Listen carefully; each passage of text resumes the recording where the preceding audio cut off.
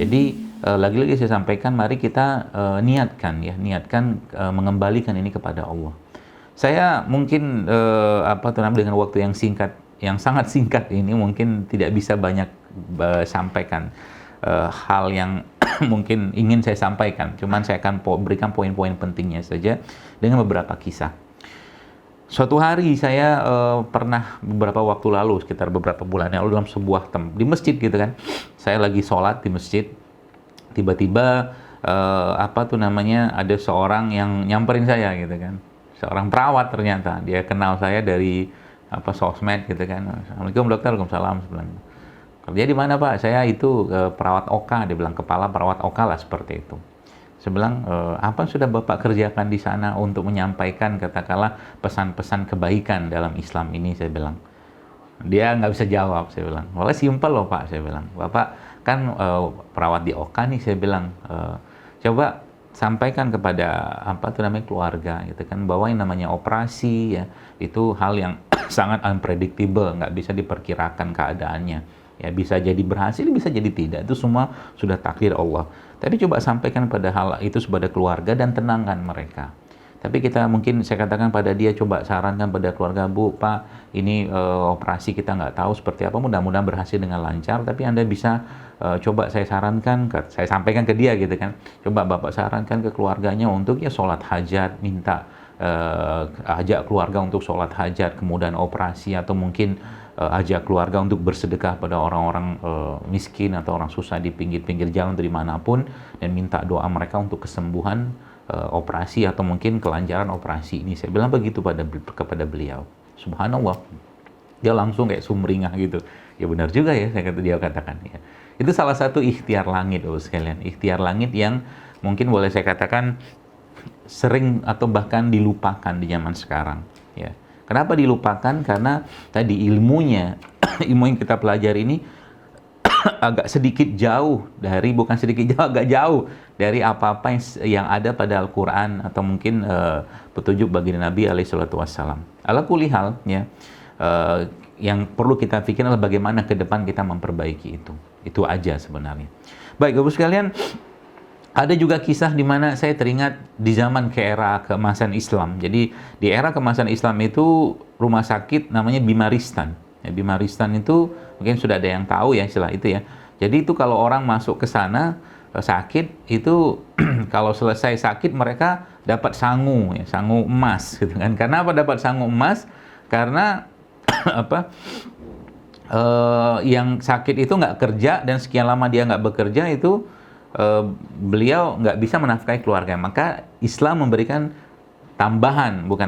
pengganti dari apa yang tadi dia tidak dapatkan selama sakit. Bahkan yang luar biasa lagi Bapak sekalian, karena dulu konsepnya konsep wakaf ya. Jadi rumah sakitnya gratis, dokter, perawat itu gajinya paling tinggi, kan asik banget tuh kan. Jadi nggak pusing lagi mikirin gaji ya, nggak pusing lagi mikirin income. Fokusnya untuk betul-betul mengobati atau melayani pasien seperti itu. Bahkan di zaman itu Bapak sekalian, ada orang yang secara khusus dibayar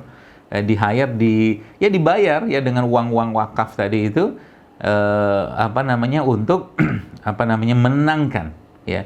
menenangkan pasien. Karena zaman sekarang kan seringnya kalau kita lihat dengan teori yang kita miliki ya, dengan katakanlah pemahaman yang kita miliki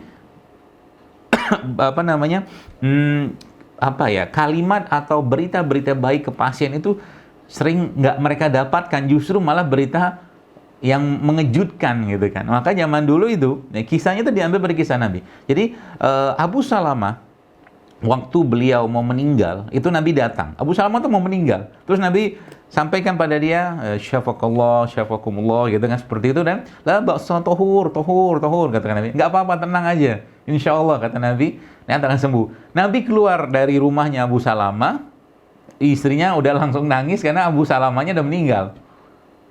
Pesannya apa? Mau separah apapun, sekalian, mau separah apapun kondisi seseorang, kalau kita kembalikan pada konsep Islam, ya, katakanlah yang baik atau diem aja, gitu loh.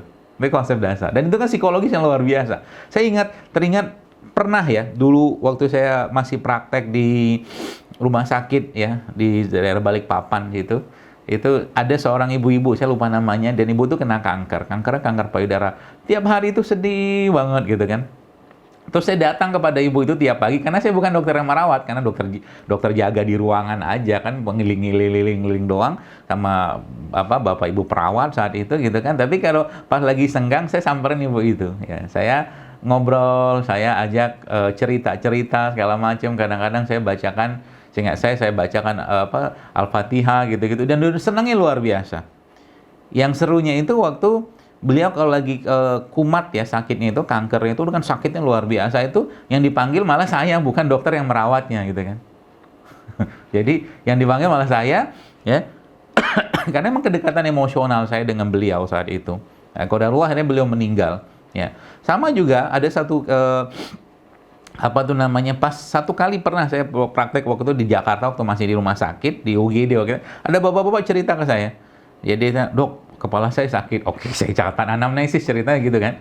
Kepala saya sakit, kemudian tenggorokan saya sakit, dada saya berdebar, komplit keluhannya itu dari atas sampai bawah Bapak sekalian.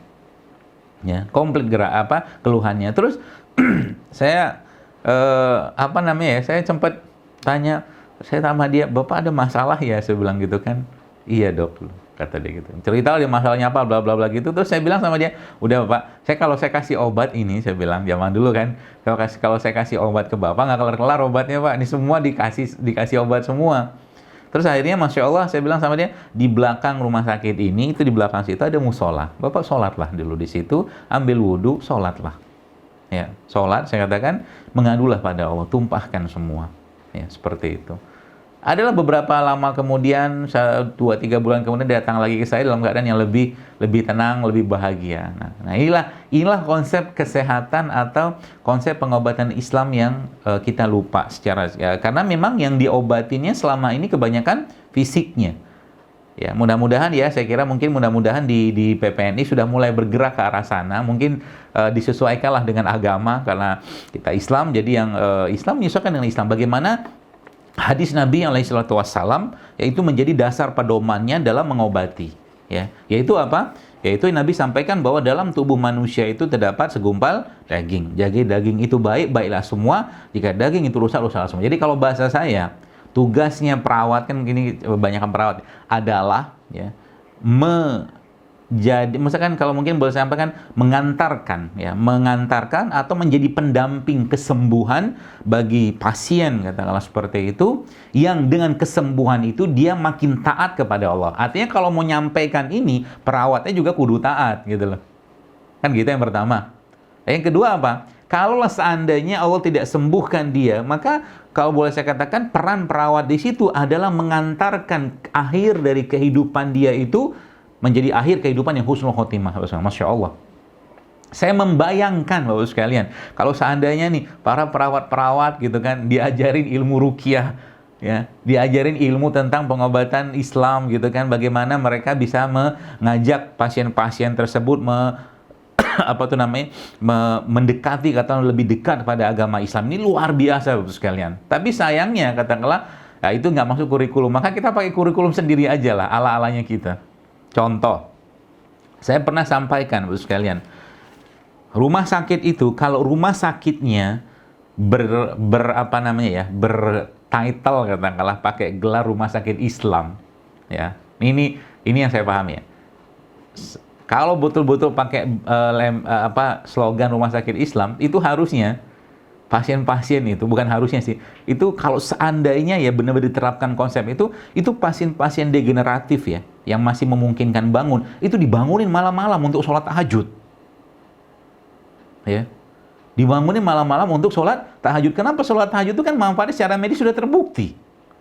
Kalau kita bicara growth hormon, kita bicara tentang hormon yang sistem hormon parasimpatik, kan semua di malam hari.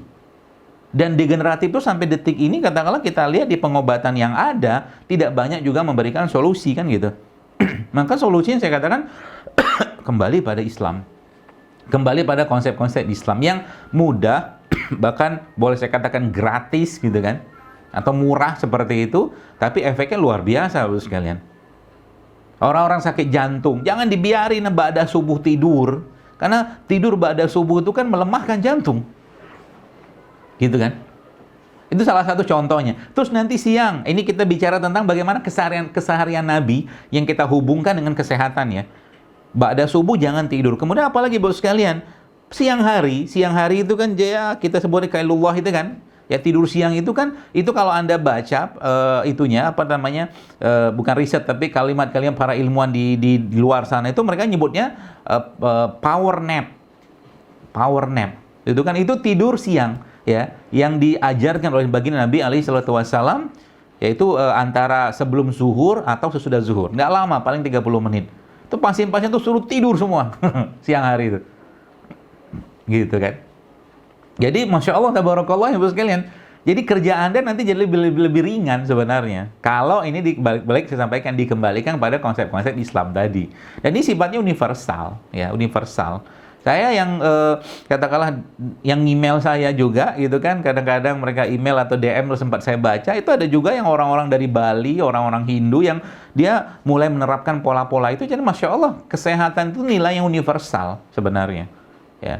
Cuman saya katakan sekali lagi, kitanya juga ya mbok ya menunjukkan, ya mbok ya itu maksudnya ya harusnya juga menunjukkan aktivitas-aktivitas atau hal-hal yang bisa mensupport itu Bapak sekalian.